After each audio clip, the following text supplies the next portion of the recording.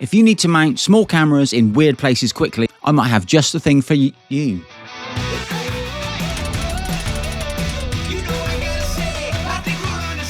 Super quick video for me today. I just want to share with you something I found, and it's quickly becoming one of my favourite camera mounts. It's the Insta360 Monkey Tail.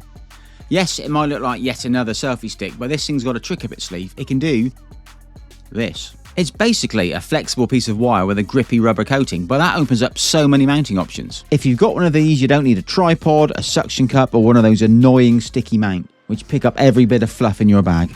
Out of the box, it comes like this with a mounting for an Insta360 Go Ultra. But underneath that, if you unscrew, it's just a standard GoPro mount.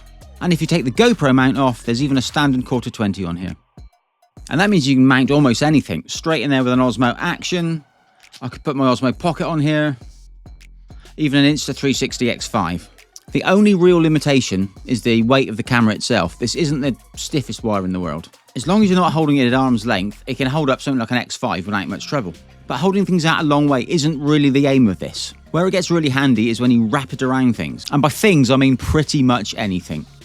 For instance, lamp posts, street signs, fence posts, tree branches, your steering wheel, your arm. You can even coil it up and use it as a makeshift tripod. The world's your lobster. You can even use this thing to mount lights.